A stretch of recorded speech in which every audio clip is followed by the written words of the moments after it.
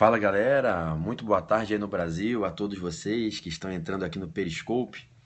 É um prazer recebê-los nesse sábado. Aqui são 7h35 da manhã, eu estou acordado desde 3h30 da manhã estudando e trabalhando bastante. Vocês aí no Brasil são, creio eu, 1h30 da tarde, horário de Brasília, em alguns lugares no norte e nordeste, meio-dia e meia ou até 11h30 da manhã, correto?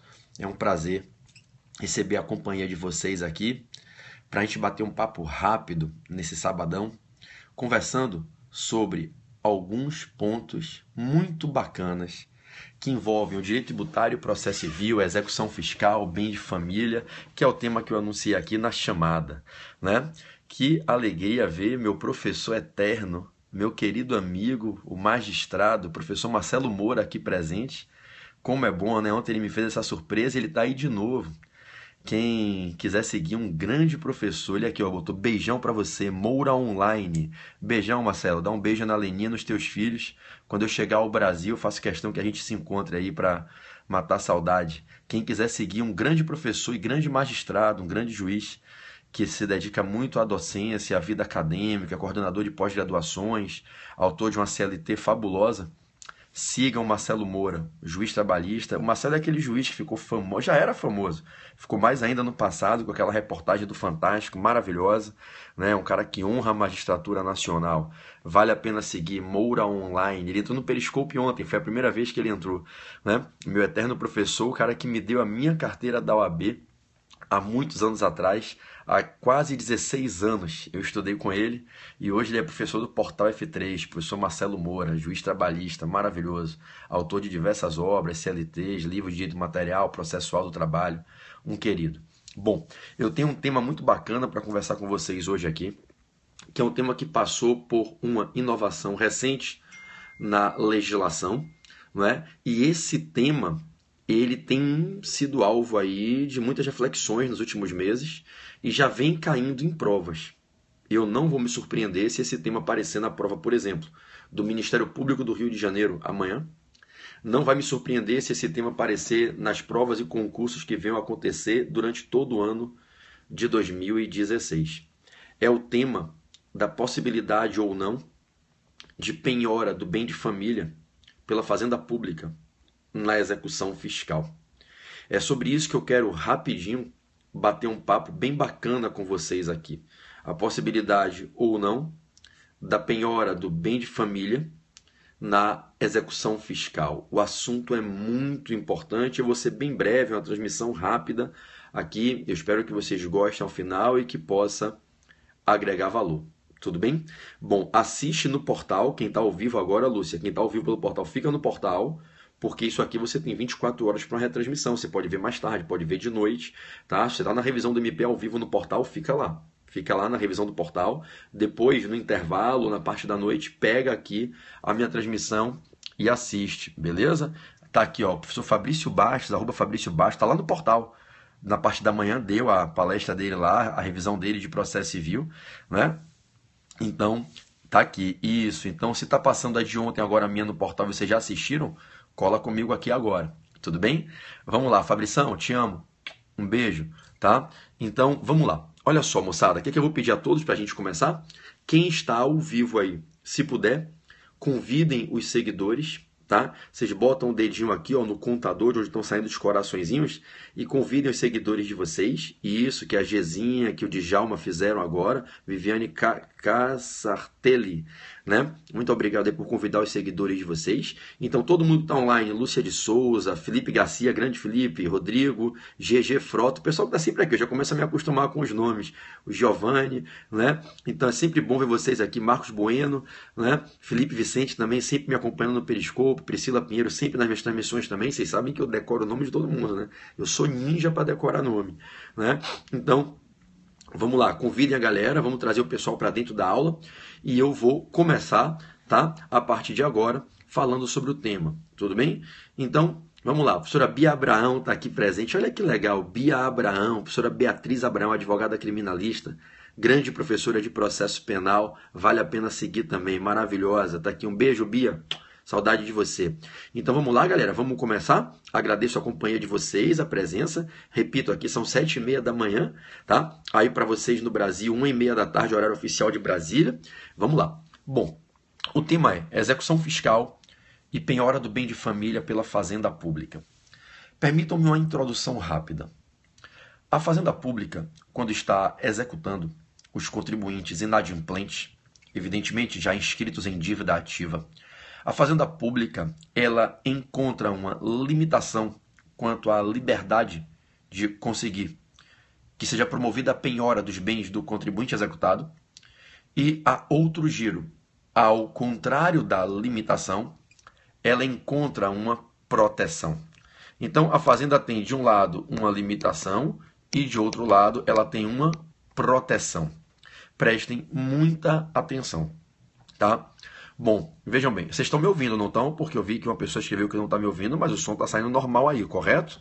Tudo bem? Sim ou não? Vocês estão me ouvindo?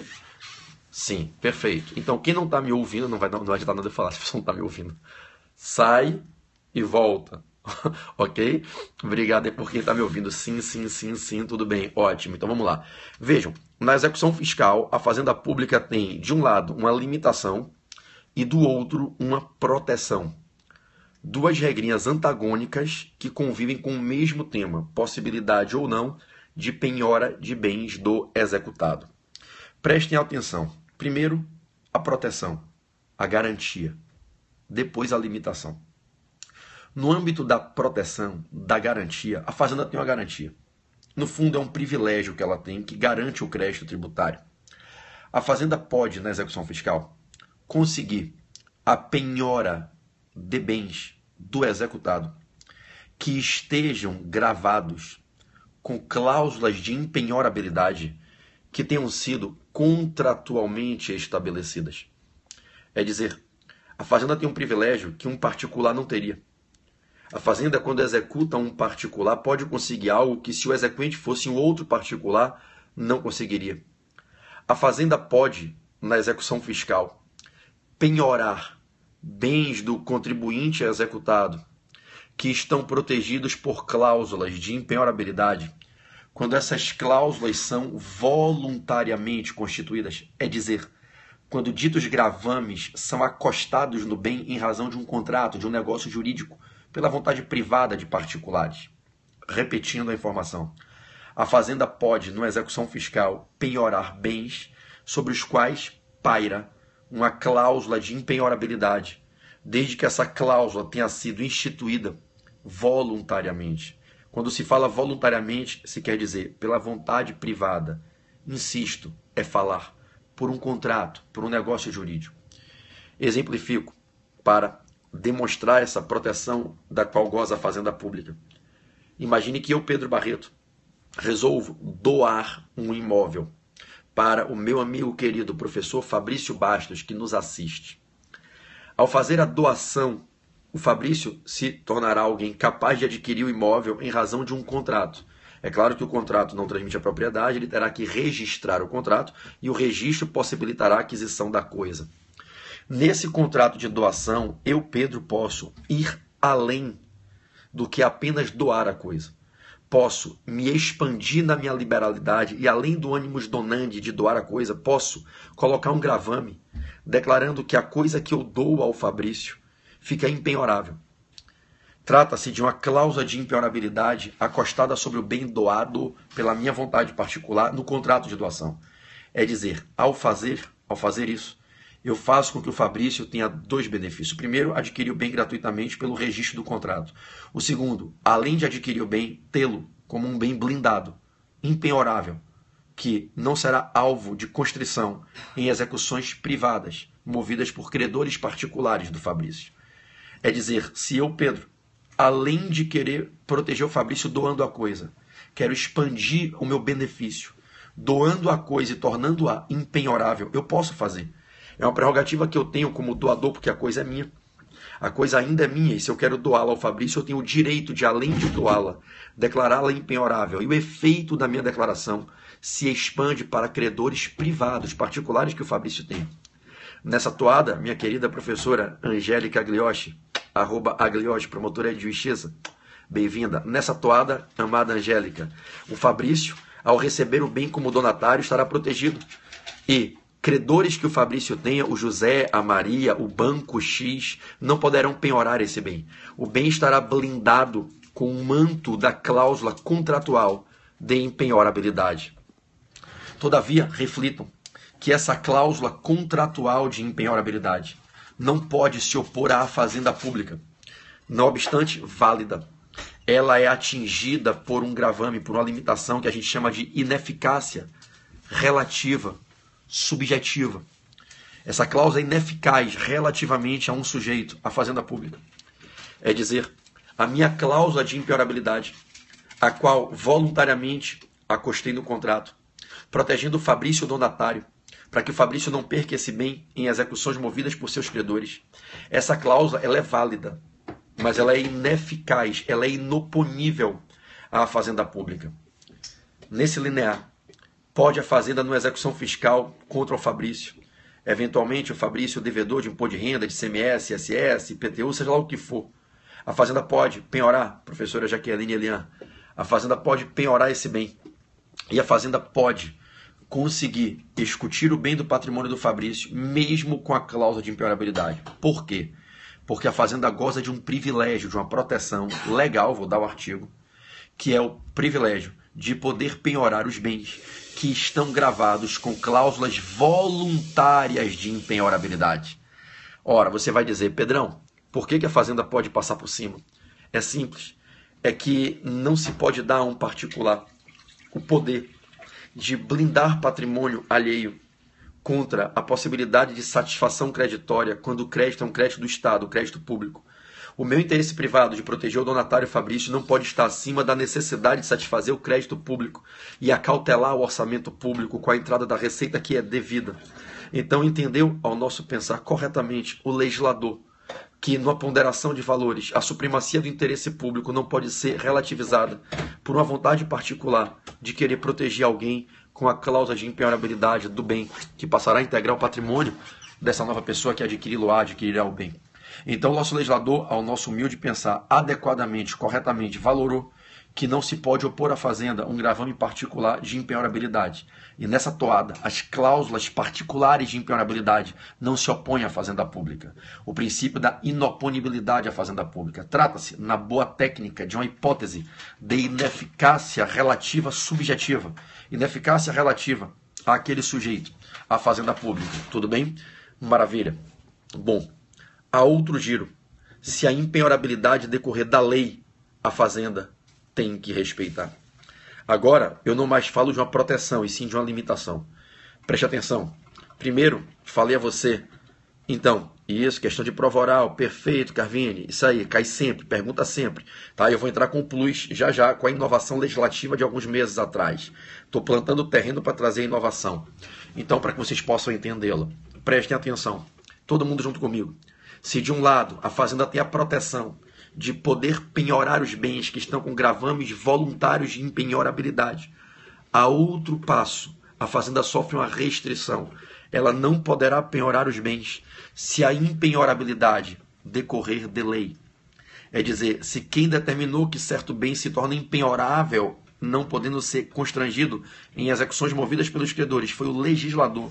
Se a impenhorabilidade tem natureza legal, é o povo, é a lei estipulando, ela está revestida de supremacia de interesse público e de legitimidade democrática. Ela vem da lei e ela não está pautada na autonomia privada da vontade individual. Daí a fazenda respeita. E a fazenda não pode penhorar os bens sobre os quais recai um gravame, né? Um gravame que tem lá a previsão legal de impenhorabilidade. Então, veja como a mensagem termina atrapalhando. Automaticamente você é atraído para ler e sai do foco. Mande as mensagens no final, tudo bem? Então, observe que a fazenda ela não pode penhorar os bens que são declarados por lei como impenhoráveis. Então, se de um lado a impenhorabilidade convencional não alcança a execução fiscal, não atinge a fazenda pública, por outro lado, a impenhorabilidade legal se opõe à fazenda pública e a fazenda respeita. Venham comigo. Algumas leis declaram certos bens impenhoráveis em certas situações. Merece destaque a cláusula geral legal de impenhorabilidade, a cláusula genérica geral do artigo 649 do CPC. Reporto-me ao CPC ainda vigente na presente data. O CPC de 1973. O artigo 649 do CPC de 73, no seu rol de incisos, ele determina que certos bens ficam impenhoráveis. Valores de até 40 salários mínimos em conta poupança, verba de natureza alimentícia, salário, e aí entram diversos bens previstos no rol de incisos do artigo 649 do CPC.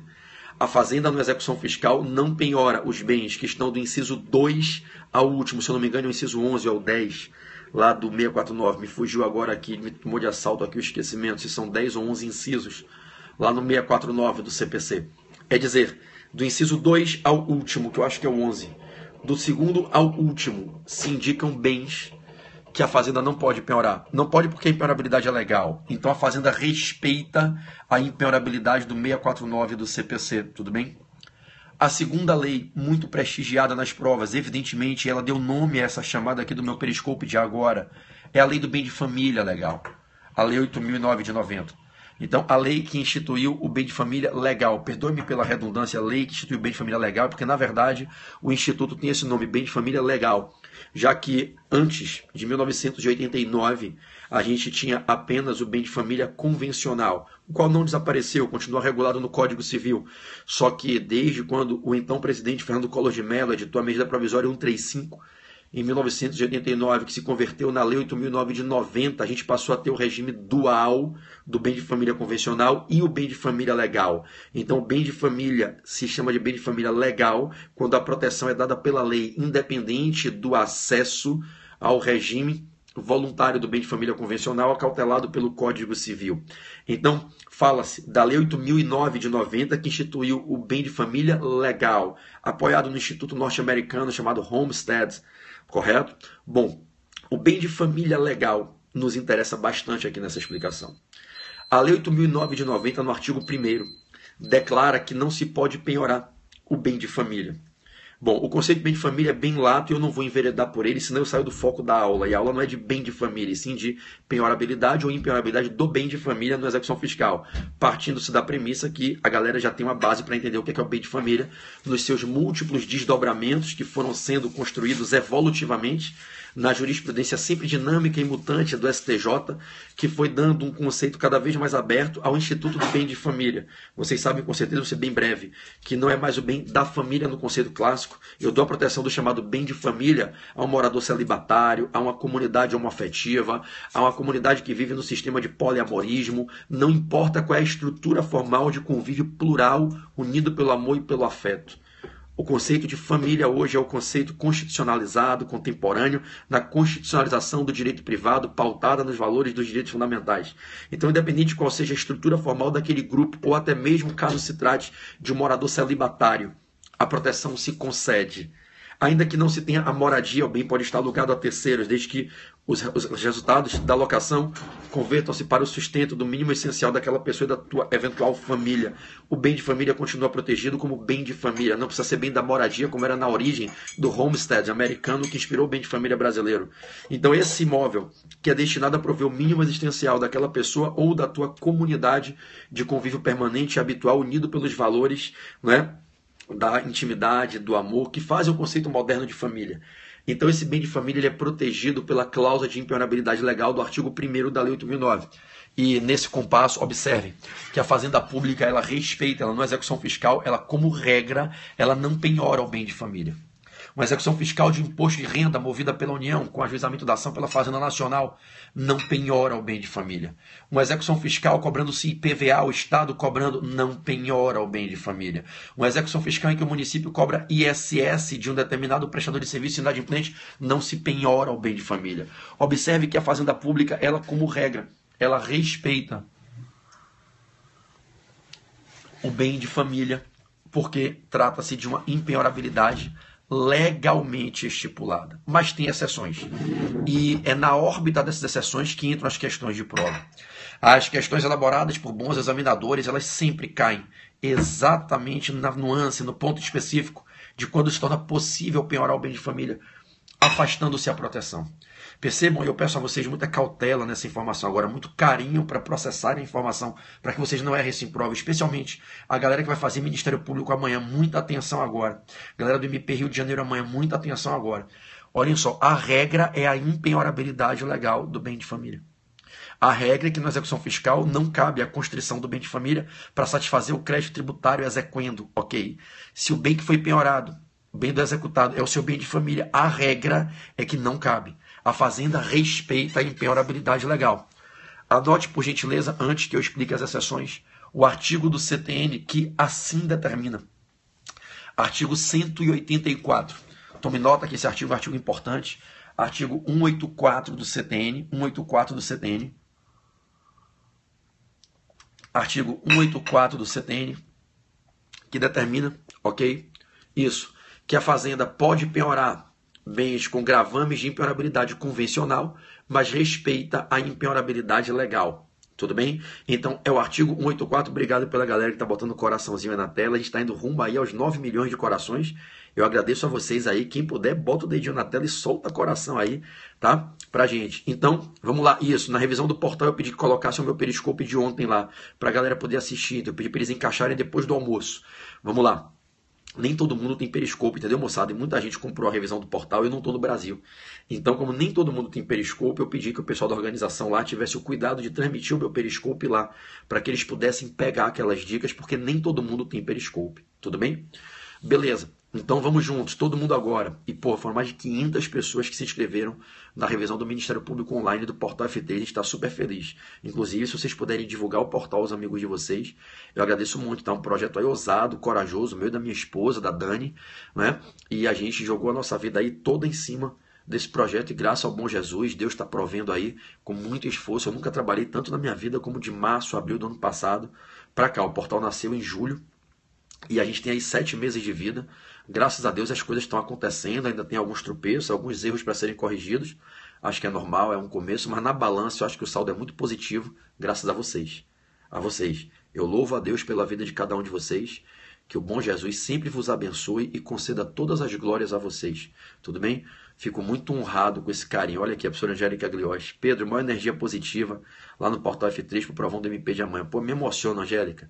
Me emociono porque eu lembro da época que eu estudava para fazer a prova do MP, né? Quiseram os caminhos da vida que o meu caminho não fosse o Ministério Público, mas eu me lembro de quando eu estudava, eu fiz revisão de MP na Ampere, eu fui seu aluno, Angélica, no Glioche, no curso do teu pai, e você me deu aula em 2001 e 2002. Não é? Olha que interessante, eu estou aqui conversando com você hoje como um colega, isso para mim é meio que louco, é meio que um sonho acontecendo. E eu fui seu aluno há 16 anos atrás, você tinha passado no MP, você já tinha, eu me lembro bem você contando a tua história, quando você foi reprovado na primeira tentativa, foi reprovado na segunda e não desistiu e seguiu, e depois você tomou posse, a Lúcia, sua irmã, passou na magistratura, e eu me lembro que eu tinha vocês, as irmãs, você e a Patrícia, as 3 irmãs, né? Vocês como ícones, e hoje eu ter você dando aula no Portal F3. Eu estava comentando isso com minha esposa ontem. Falei, cara, eu fui aluno da Angélica. Eu fui aluno da Claudinha Barros. Eu fui aluno do Cláudio Calo.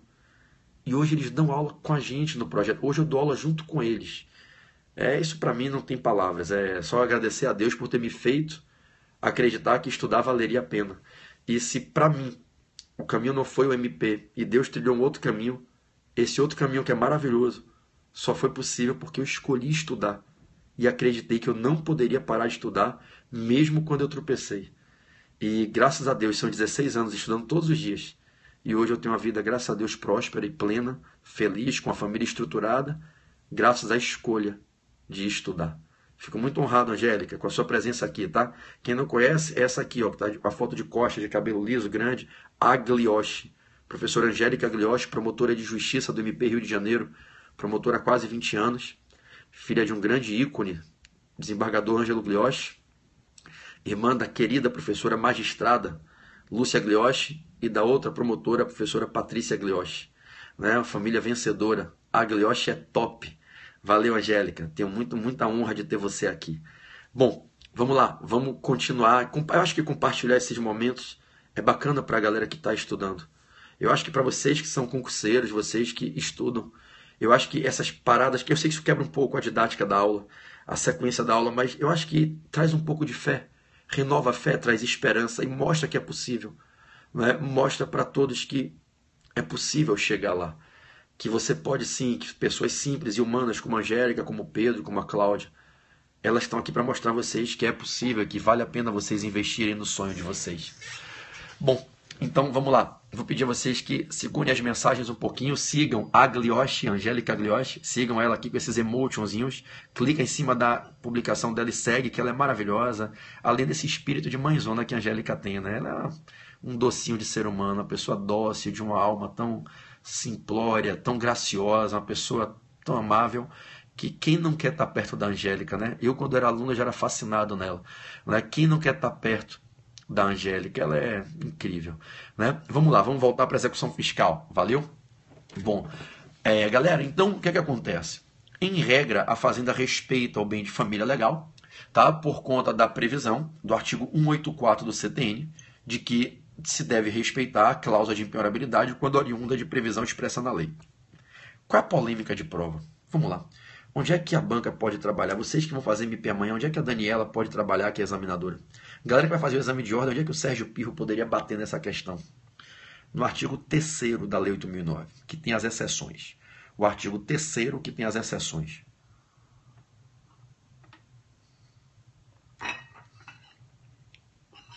Olhe bem.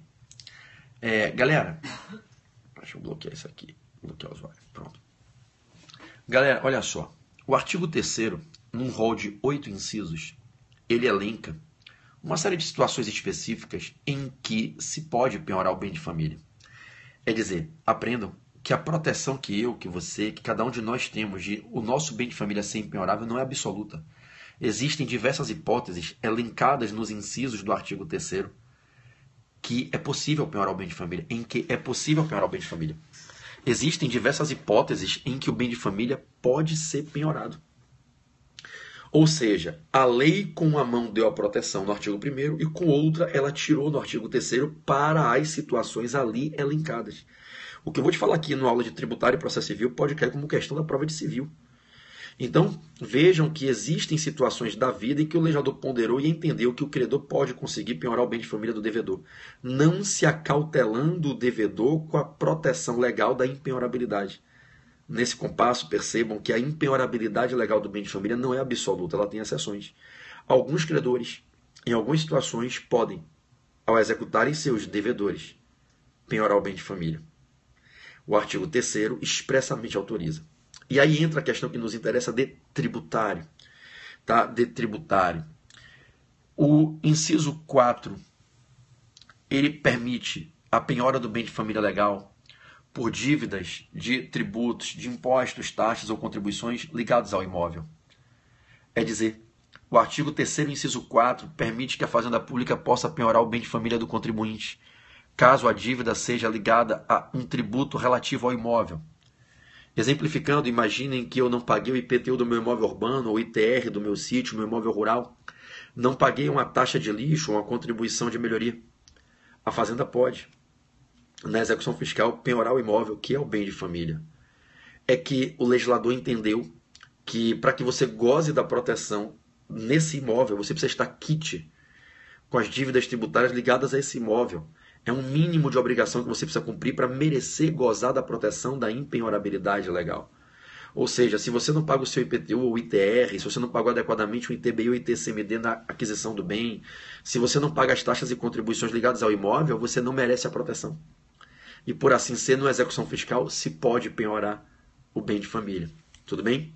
E qual é a grande pegadinha para a prova de amanhã do MP e para as provas desse ano?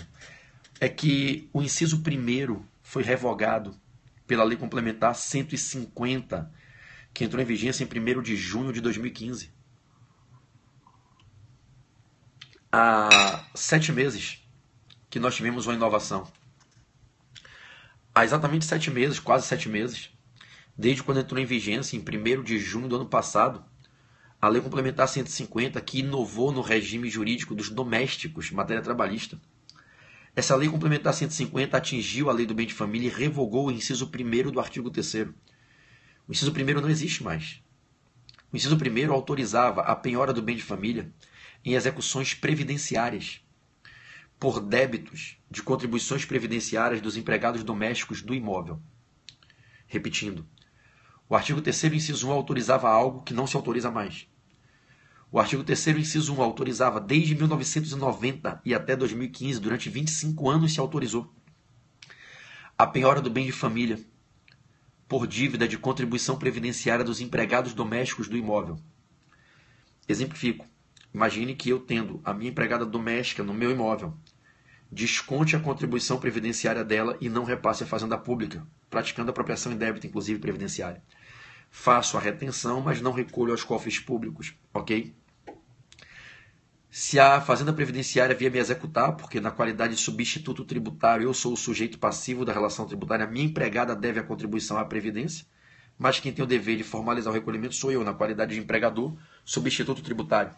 Se eu desconto do salário dela a contribuição e não repasso à fazenda previdenciária, eu posso ser executado, porque eu sou o sujeito passivo da relação tributária, na qualidade de substituto, tendo o dever legal de recolher a contribuição previdenciária da minha empregada. A tela está piscando muito aqui, está travando.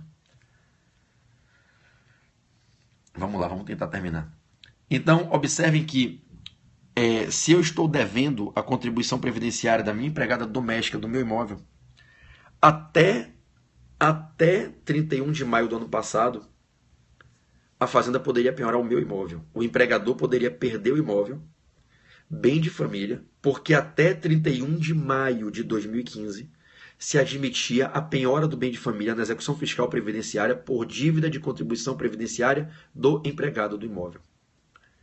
Ocorre que esse inciso 1 foi revogado pela Lei Complementar 150, o novo Estatuto dos Domésticos, e então não mais se passou a admitir. Não mais se passou a admitir essa penhora. Observe que hoje o artigo 3º não tem mais o inciso 1. O inciso 1 foi revogado. E por assim ser, a fazenda não tem mais a permissão que era dada no artigo 3º, inciso 1, de penhorar o bem de família do proprietário do imóvel por dívida previdenciária do seu empregado doméstico. Não mais. E qual é a inovação? Preste atenção para a gente concluir. A inovação é que de 7 meses para cá, a fazenda não pode mais, na execução fiscal previdenciária, penhorar o bem de família do proprietário do imóvel ao empregador por dívida de contribuição previdenciária do empregado. Na verdade, o empregador estava como um substituto, o débito era do empregado. E o empregador terminava podendo perder o seu imóvel por uma dívida que no fundo não era sua. Ele estava ali como um substituto tributário. Então o legislador ponderou, voltou atrás e revogou o inciso 1º, que autorizava essa penhora do bem de família por dívida previdenciária do empregado do imóvel. E ao revogar o inciso 1º, não mais se permite essa penhora. Perceberam, meus amados? Percebeu, Cezão? Essa é a linha de raciocínio que inspirou o legislador à mudança. Bom, qual é a grande sacanagem de prova que vai derrubar muita gente? E eu vou lhe pedir muito carinho porque eu vou lhe falar agora, e nem de longe tendo a pretensão de ser deselegante ou desleal com quem quer que seja, mas eu percebi, talvez até por um excesso de boa vontade, que algumas pessoas se excederam explicando esse assunto. E eu percebi nas redes sociais que esse assunto tem sido mal explicado, tem sido comum as pessoas explicarem ele errado. E tem muita gente que, se cair em prova, vai errar essa questão. Por causa da questão intertemporal. Preste atenção, eu tenho ouvido muita gente falando, e confesso, está errado. Não é questão de opinião, é questão de certo ou errado. E aqui não tem opinião. Aqui é certo ou errado. Eu vi muita gente falando que, olha, se cair na prova uma execução fiscal depois da lei, pode penhorar o bem de família. Não pode mais penhorar o bem de família. Antes da lei, pode. Cuidado. Cuidado com a questão intertemporal. Vejam bem, gente. Eu posso ter uma execução fiscal tramitando hoje que a penhora foi feita antes. Entenda. Se a execução fiscal se ajuizou antes da Lei Complementar 150 entrar em vigência. Preste atenção que o marco é o ato da penhora. Se a execução fiscal se ajuizou antes de 1º de junho de 2015 e a penhora foi feita antes de 1º de junho de 2015, se eu tenho a execução fiscal ajuizada e penhora feita até 31 de maio de 2015, Essa execução pode não ter acabado hoje. Eu posso estar hoje com essa execução em andamento. A penhora que recaiu sobre o bem de família do empregador pela dívida de contribuição previdenciária do empregado doméstico daquele imóvel que foi penhorado, a penhora é válida. Ué, PB, eu não posso pedir o cancelamento da penhora? Não. Porque o ato de penhora se fez antes da vigência da lei. Então, quando a penhora se fez, e ali eu tenho o ato jurídico perfeito, a lei 150 não estava em vigência. É como se ela não existisse no mundo jurídico. Nesse compasso, eu não aplico retroativamente a norma da Lei Complementar 150, que revogou o artigo 3º, inciso 1 da Lei 8.009. Então aprenda, para você não errar em prova. Se a execução fiscal foi anterior e a penhora foi anterior, antes de 1º de junho de 2015, a penhora do bem de família do empregador pela dívida de contribuição previdenciária do empregado doméstico daquele imóvel, a penhora é válida.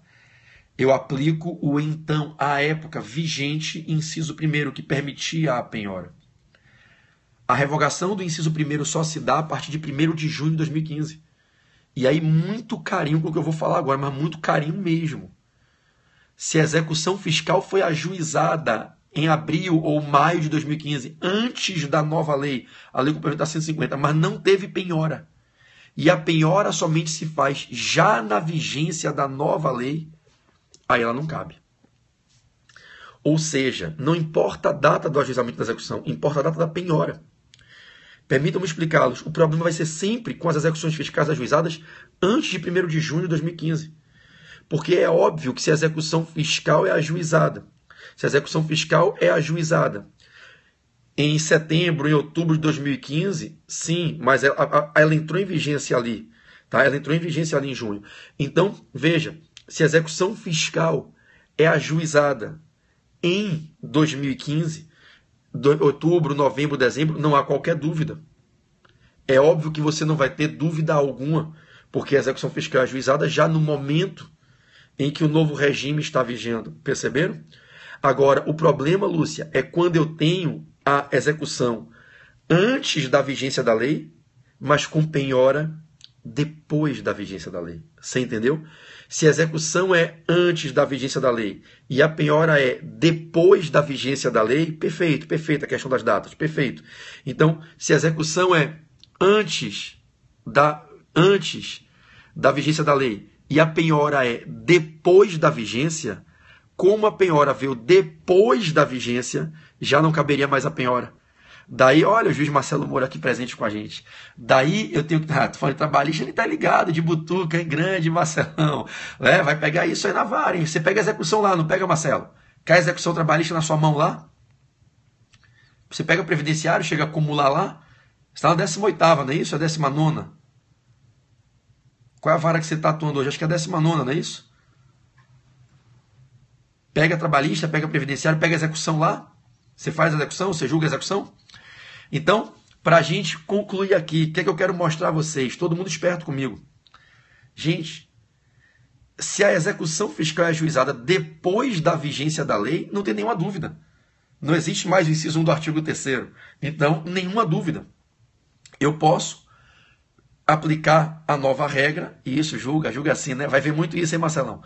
Eu posso aplicar a nova regra de inexistência do inciso 1 do artigo 3º, e aí, com certeza, eu posso dizer, não pode mais penhorar o bem de família do empregador pela contribuição previdenciária do empregado doméstico do imóvel. Maravilha.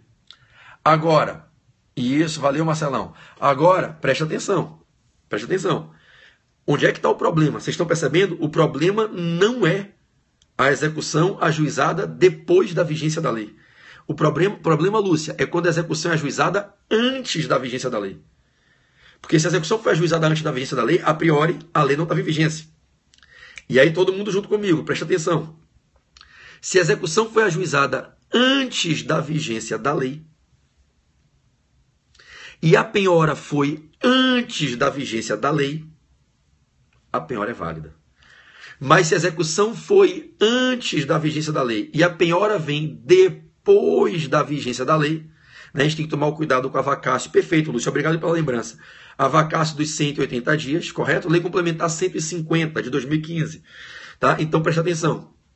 Se a execução foi ajuizada antes da vigência da lei e a penhora foi depois da vigência, porque é normal, eu posso executar o contribuinte hoje, não encontro bens e consigo uma penhora 8 meses depois, 1 ano depois. Perceberam qual é a pegadinha? Então, execução antes da vigência da lei, com penhora depois da vigência da lei, se eu penhorei o bem de família do empregador numa execução previdenciária, executando contribuição previdenciária do empregado doméstico daquele imóvel, já não poderá mais. PB, mas a execução foi antes da vigência da lei? Sim, a execução foi antes, mas a penhora foi depois. Se a execução foi antes e a penhora foi depois, no momento do ato jurídico da penhora, do ato processual da penhora, eu já estava na vigência da lei. E se eu já estava na vigência da lei complementar 150, eu já não tenho mais o inciso 1º do artigo 3º, que já está revogado.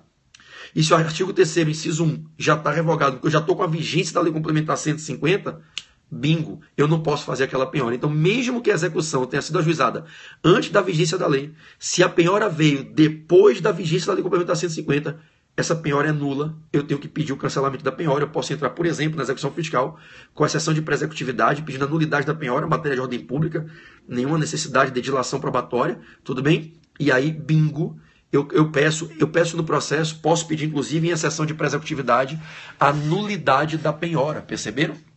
Agora, se a execução foi antes da lei, da vigência da lei, e a penhora foi antes da vigência da lei, bingo, aí não tem para onde correr, aí a penhora é válida. Então preste atenção, o que vai determinar na prova se a penhora é válida ou não, é se a penhora é feita antes da vigência da lei ou depois da vigência da lei. Se a penhora é feita antes da vigência da lei, a penhora é válida, porque isso estava autorizado pelo artigo 3º, inciso 1, da Lei 8.990.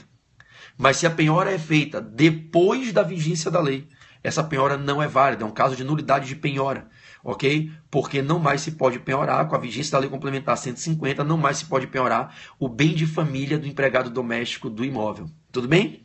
Bom, é isso, galera. Um grande beijo a todos. Foi um prazer gigantesco. Não, Felipe, a penhora feita antes da vigência da lei complementar 150, bingo, a penhora é válida. A penhora feita depois da vigência da lei não é válida, ok? Vacácio não é vigência.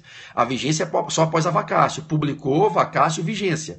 Tá? Então, vigência é quando se cumpre a vacácio legis, caso estabelecida pelo legislador. Nem toda lei tem vacácio legis imputada. Tem leis que têm vigência imediata com a publicação. Tem leis que têm publicação, vacácio legis e só depois vigência. Na vacácio legis, a lei não se aplica. Tudo bem? Na vacácio legis, a lei não se aplica. Então, o que eu quero te colocar... E isso, na vacácio, a penhora é válida. Perfeito. Grande Alessandro. Está sempre presente aqui, né, Alessandro?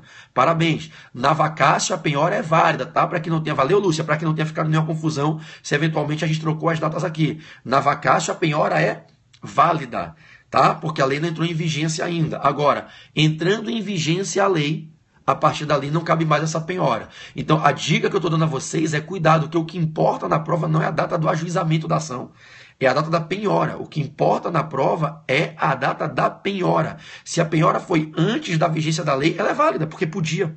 O artigo 3º, inciso 1, autorizava. Se a penhora veio depois da vigência da lei, aí, meu amigo, fudeu, não tem como, porque a lei já não mais autoriza. Tá claro? Bom, é isso, moçada. Deixo a vocês um beijo gigante. Vou tomar café. Eu tô acordado desde 3h30 da manhã aqui na Califórnia, aqui já são 8h20. Vou tomar café, minha esposa já acordou, meus filhos ainda estão dormindo, que meu dia vai ser longo aqui. Lembre-se que eu estou com 6 horas a menos que vocês. E para quem está perguntando, dia 11 de fevereiro eu já chego ao Brasil, vou passar 28 dias aí no Brasil, tá? Então eu volto ao Brasil para passar uma temporada aí no Brasil, lá no Rio de Janeiro, no Portal. Vou ficar 28 dias aí no Brasil, vou estar dando aula todo dia no Portal. Devo tirar ali no final de fevereiro e começo de março alguns dias para fazer palestras beneficentes. Eu devo rodar 3 ou 4 capitais do Brasil para fazer aulões gratuitos, presenciais. Se alguém aí que está me assistindo tiver interesse em me levar na cidade de vocês para fazer um aulão gratuito, uma revisão para concurso, para OAB, eu me coloco à disposição para a gente poder escolher algumas cidades aí, tá? E aí pegar uma faculdade, um auditório. Quem tiver interesse, me manda uma mensagem, um direct no Instagram privado. Né? Se você disser assim, Pedrão, eu consigo uma faculdade, um auditório, porra, eu me jogo de cabeça aí para a gente poder divulgar o meu trabalho, divulgar o portal, tá certo? Isso, aqui, ô Cezão, aqui no Periscope eu dou aula todo dia, Cezão. Todo dia, desde que eu criei meu Periscope. Meu Periscope hoje é o 5º maior Periscope jurídico do Brasil. E a gente está rumo aí ao topo, né? Eu estou atrás aí do Lenza, do Sanches, do Amo Direito, do Giovanni, eu sou o 5º, junto com o William Douglas. Eu Giovanni e o William Douglas ali, pau a pau, 31, 32, 33, diferença de 2, 3 mil seguidores, né? O Amo Direito já desgarrou para 38, 39 mil. Não dá para competir com o Amo Direito, é muito forte, a captação deles é muito grande, e o Pedro Lenza, que é um dos maiores doutrinadores do Brasil, e o Sanches, que tem uma estrutura de vários cursos grandes por trás, que apoia ele. Ele é um grande professor, ele é foda, é fera demais, eu sou fã de carteirinha dele. Pô, meu Periscope, eu sozinho aqui, com vocês me ajudando, e o portal ainda pequenininho, o portal tá nascendo, né? O portal tem 7 meses de vida, é um bebê. A gente já tem mais de 30 mil seguidores no Periscope, em 2 meses e meio de Periscope, né? Então tem aula todo dia, né? Pedrão, vou junto contigo, vamos junto, Marcelão. Porra, imagina, cara, viajar eu, você, a gente ir junto, porra, vai ser sensacional. Fazer uma palestra com meu mestre, imagina, né? Valeu, Marcelo Moura. Galera, quem não seguiu, segue ele, hein? Segue ele, Marcelo Moura, hein? @Moura Online. Ele começou o Periscope agora.